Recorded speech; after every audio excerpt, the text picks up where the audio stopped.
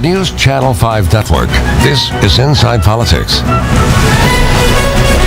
Hello, everyone. I'm News Channel 5's political analyst, Pat Nolan. Welcome to Inside Politics. It could be the #1 race this summer here in Nashville and Davidson County as voters begin to select a replacement for longtime State Senator Douglas Henry. Today on Inside Politics, we'll talk to the two Democrats who want that job.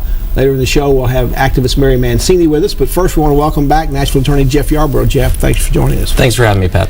Now, you were here 4 years ago when you almost upset Senator Henry in the primary. It was a very tough race. Why'd you decide to do it again?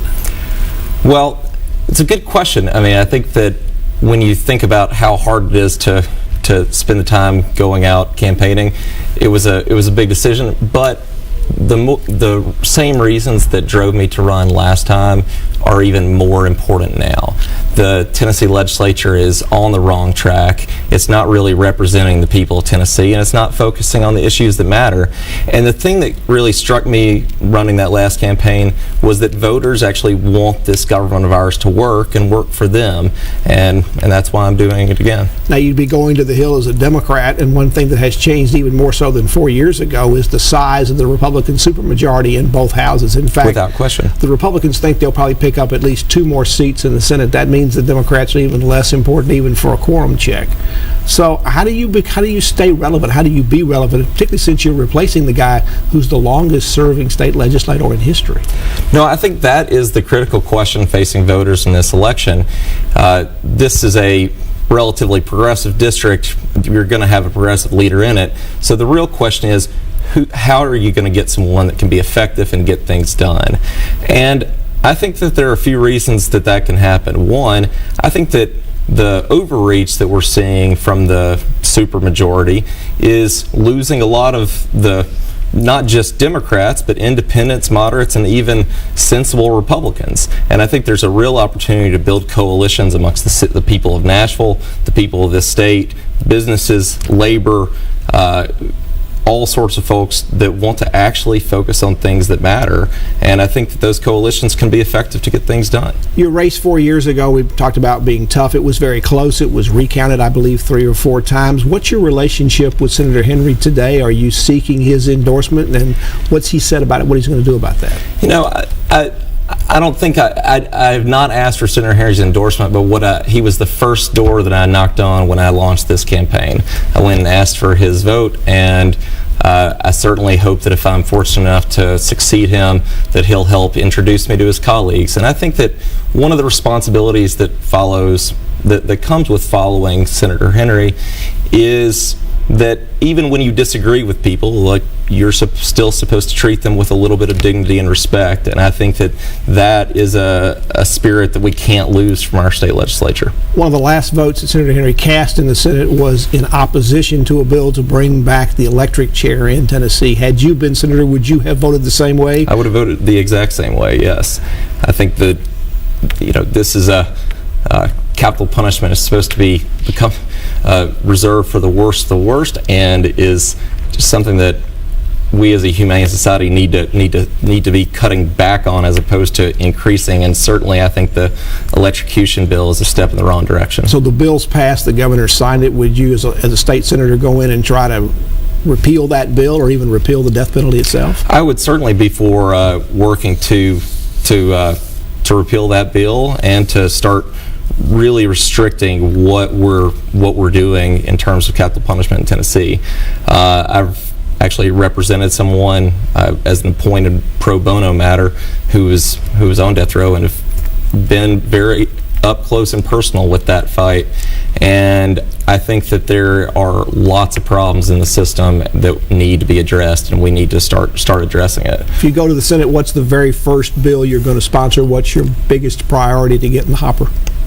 My #1 priority would be early childhood education.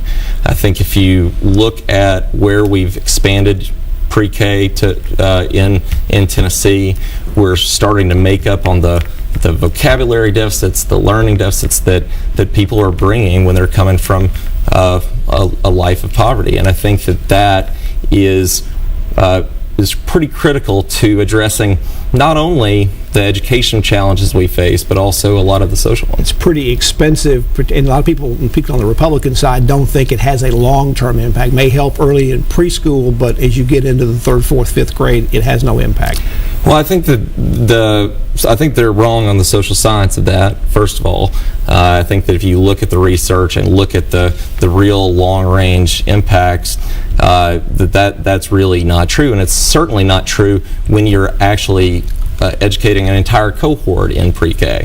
As for the financing, I think that's a really important thing, and I mean, I think Tennessee is a low tax state. We balance our budget, and we're going to continue to.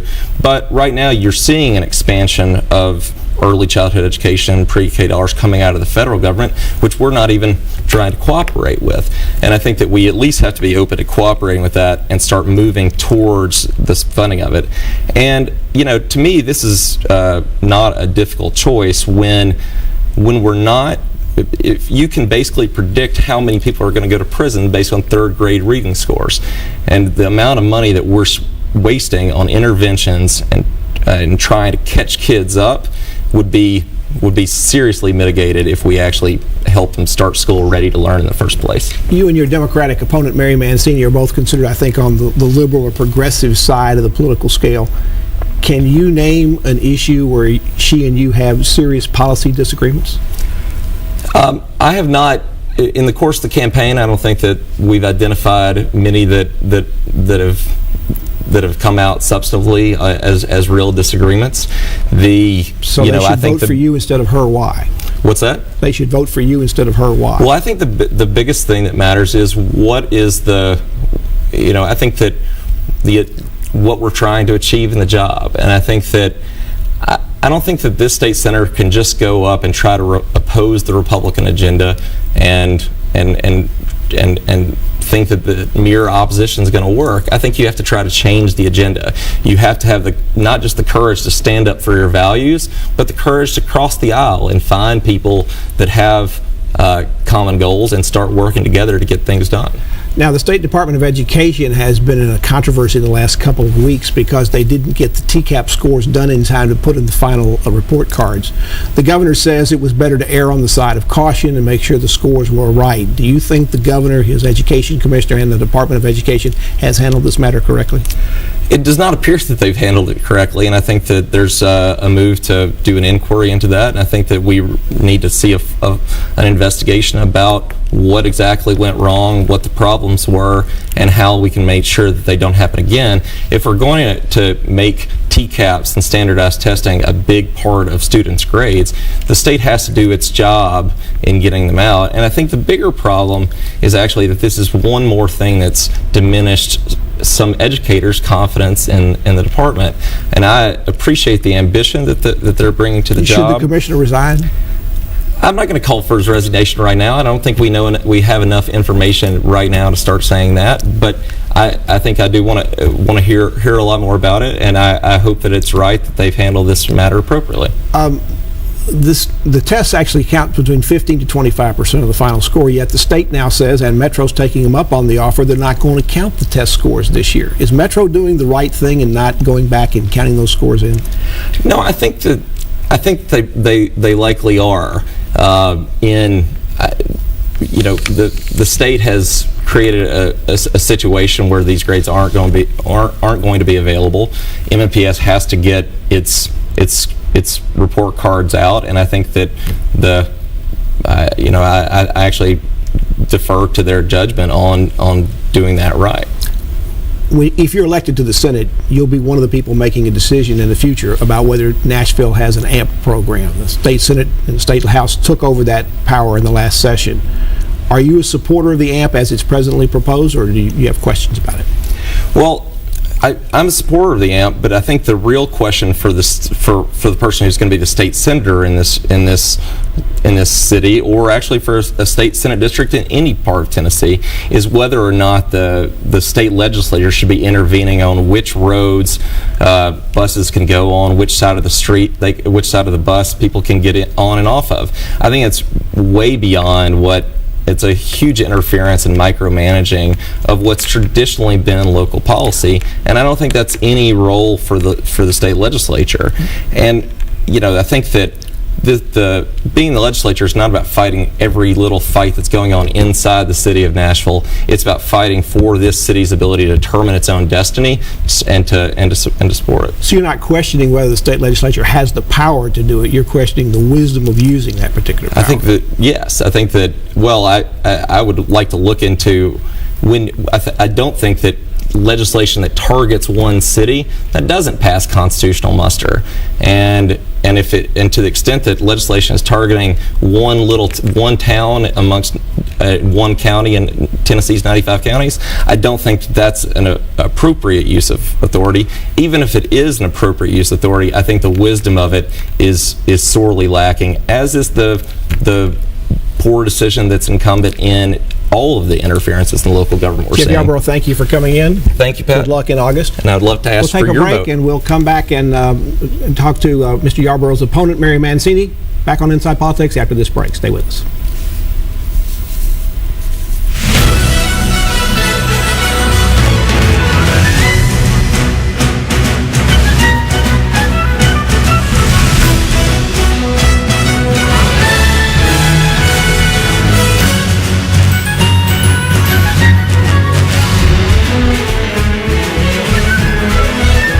This is a Storm 5 HD weather update. Sign up for Weather Call at newschannel5.com. I'm News Channel 5 meteorologist Charlie Neese, taking a look at what's going on across the radar. Just a scattering of showers and thunderstorms, not quite as widespread as we've seen the last couple of days. Here's the way the satellite looks. Most of the activity is focused a little farther to the southwest of us, closer to an upper level low that's spinning over the Arklatex. Here's the way the temperatures look across the region, staying above average. Average high is in the low 80s, and most of us are in the mid to upper 80s as we go through the afternoon on Friday, cooling into the 60s for the overnight lows. Here are your currents from Nashville International Airport. For tonight, down to 68 degrees with a few of those evening storms ending. 7-day forecast, 89 on Saturday, 90 on Sunday with 20% chances of storms. A little better chance of storms on Monday. Tuesday's high 8. Don't let foundation failure destroy your home. PowerLift's patented steel pier systems provide the most advanced foundation repair in the industry.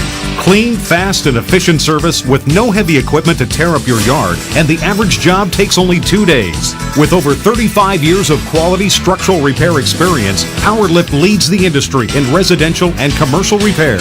And PowerLift services are insured and guaranteed for your protection. PowerLift, putting your home back on a firm foundation. Tired of searching for auto insurance you can afford? Fed up with phone calls and forms that only leave you frustrated? Now there's a faster, easier, better way to get car insurance, and it's called We Speak Insurance. Call the number below and we'll get you on the road today, whether you need insurance or just a better rate. We Speak Insurance can help you get the lowest quote available to you. Most insurers leave you waiting hours and days for a quote, but We Speak Insurance guarantees you one in minutes. We're talking about real quotes from leading insurance providers. There are no forms to fill out, and you can get insured regardless of driving record or credit score. All it takes is one phone call. It's free, and you're under no obligation to buy anything. We Speak Insurance just wants to help you get the lowest auto insurance available as fast as possible. So what are you waiting for? Stop wasting time and join the millions who have discovered the faster, easier, better way to get car insurance. Pick up the phone and call today. Call 1-800-819-0826. Call now. We are back on Inside Politics, focusing today on the August primary coming up in the State Senate District number 21. That's the seat of the longtime State Senator Doug Henry, who's retiring. Our guest now is Democratic activist Mary Mancini. Mary, thank you for coming on the show. Thank you so much for having me. Now, you've spent several years in politics. You've worked a lot of issues and bills on the Hill. Why did you decide to become a candidate?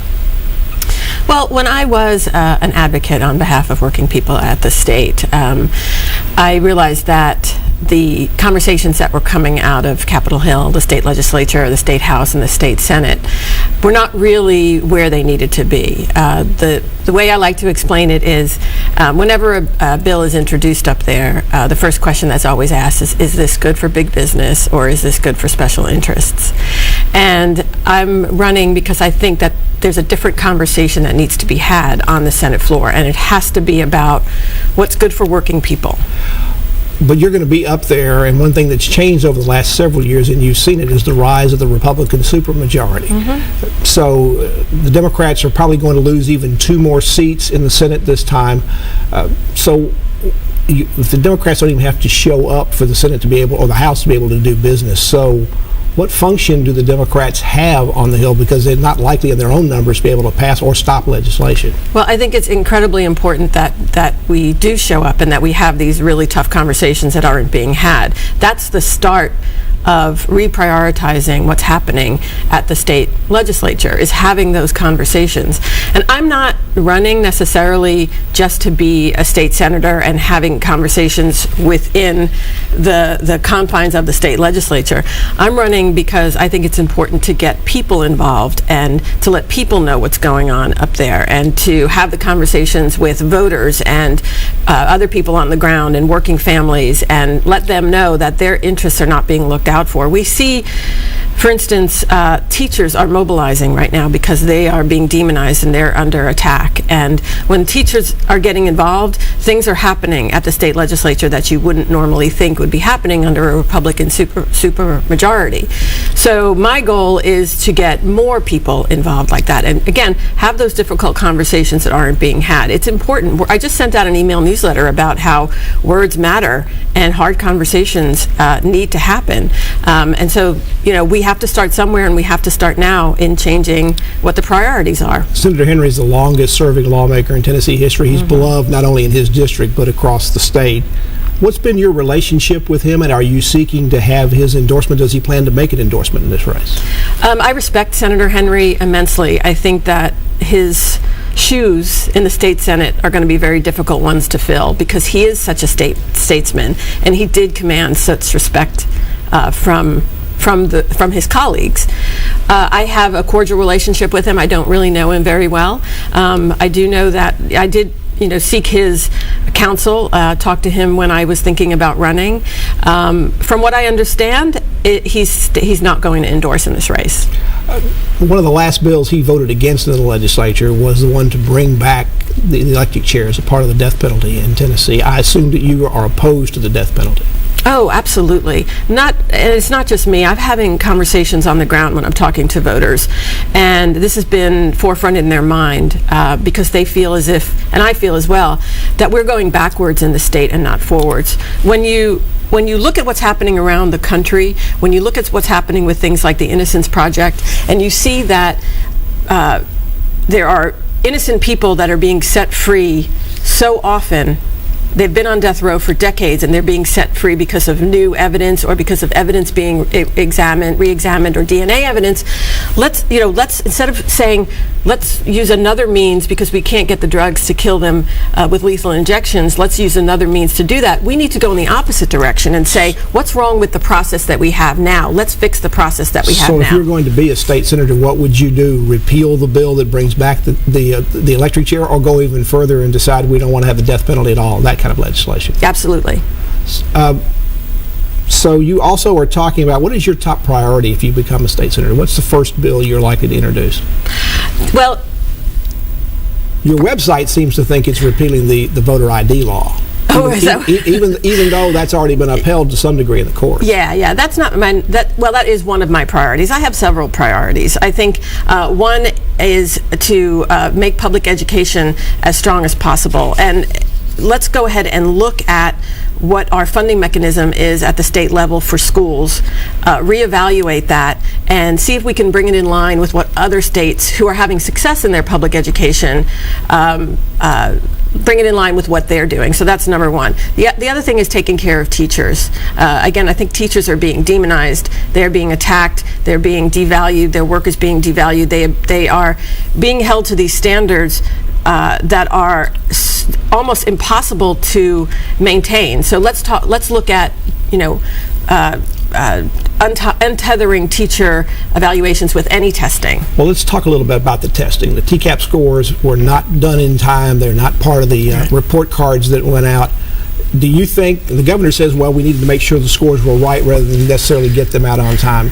Is the governor, is the education secretary, his department acting responsibly in this area? I think we're asking the wrong question there. I think actually the question should be, what's the process that's making these test scores late? What happened? Let's look at when for years we've been able to get these test scores in on time. What suddenly was the breakdown? And is our Department of Education working in the smartest way that it possibly can, or is it too mired in politics? So, I think we're asking the wrong question about that. It's not about when, it's about why. The Department of Education has also told schools if they want to, they can waive putting these test scores into the final report cards, and this is somewhere between 15 to 25% of the grade.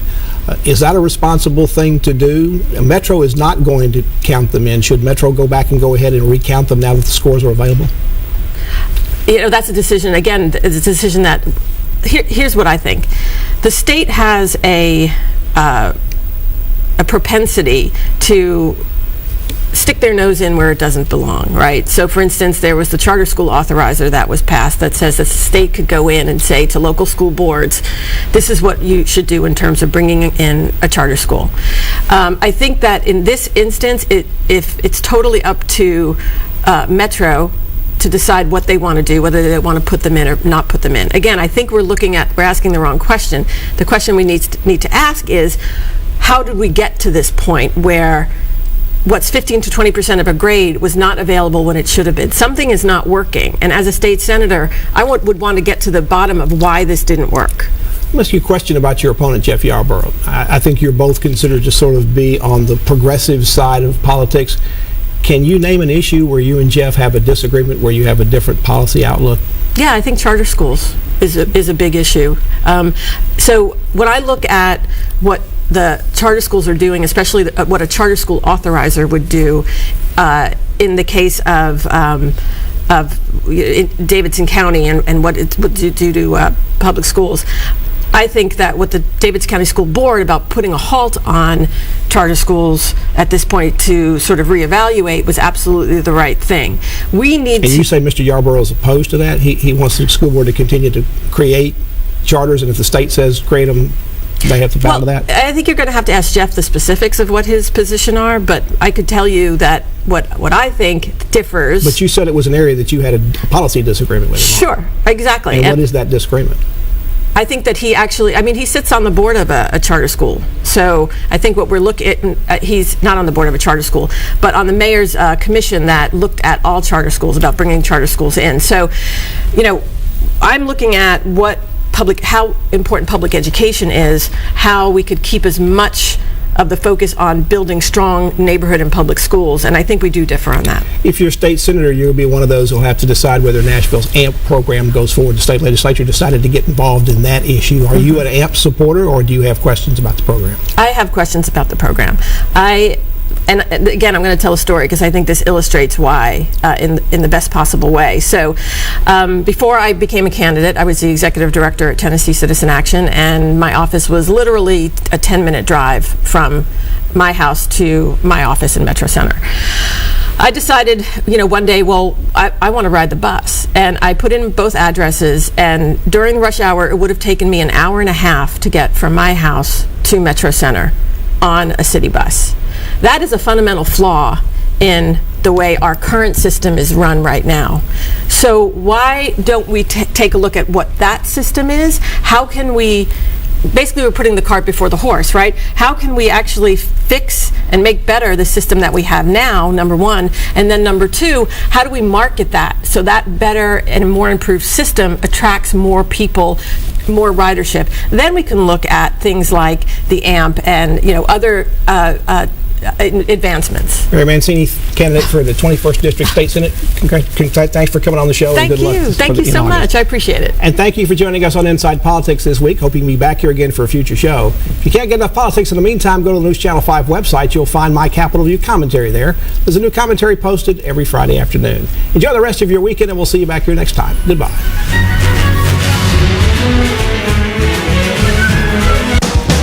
Monday on Talk of the Town, it's vacation season and lots of families will soon be packing up the car and hitting the road. Before you do, don't miss our expert advice for making your trip more organized and more fun.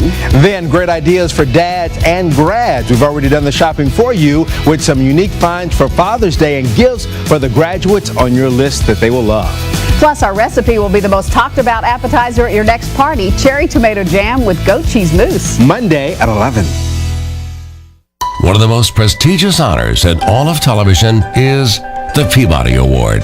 And News Channel 5 has won it again. News Channel 5 investigations go farther and dig deeper in pursuit of the truth. Producing journalism so powerful, it's recognized on a national scale. The Peabody Awards recognize the News Channel 5 Investigates team for exclusive investigations that matter to you. Stay with News Channel 5, your news and information leader.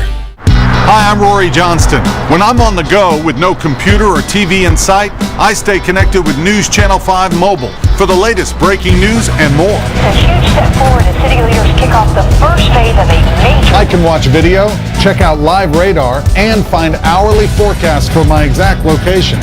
I can also check sports scores, track flights, even find the cheapest gas closest to me wherever I am. News Channel 5 Mobile keeps the power of the News Channel 5 network at my fingertips. But you don't have to have connections to News Channel 5 to stay connected. News Channel 5 Mobile is free and easy. Just go to the App Store on your iPhone, iPad, or Droid. Don't have one of those? Simply go to mobile.newschannel5.com. We're your news and information leader wherever you are. When the weather is at its worst, that's when you need information the most, obviously. You need all the radar information you can get distilled as quickly as you can from as many different angles as you can, and from that you come up with a really three-dimensional understanding of what's going on. Can't do that with just one radar. Trust the power of 5 live radars and the Storm 5 weather team.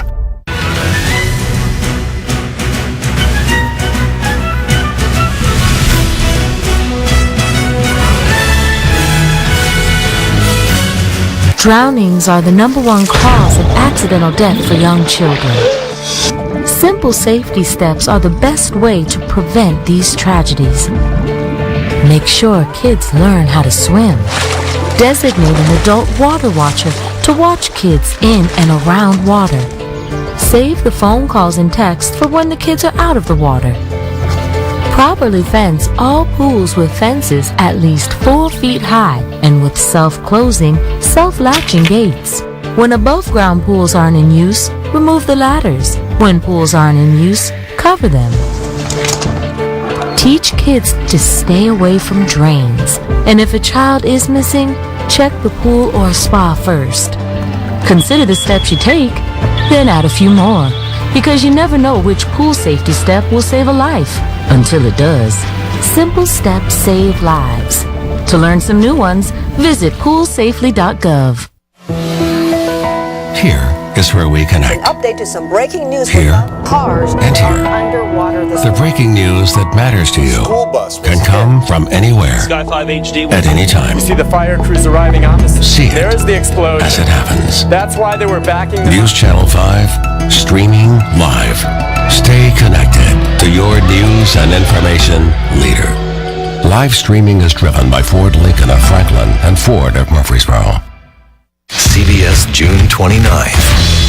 There's a new lawyer in town. You just fluttered on down to Charleston and started shaking all the old trees. And she's kicking up more than her heels. Back away while you still have a badge, detective. I'm going to find out what really happened. Can I tell you something? Can I stop you? You're a good lawyer. I got faith in you. You want to play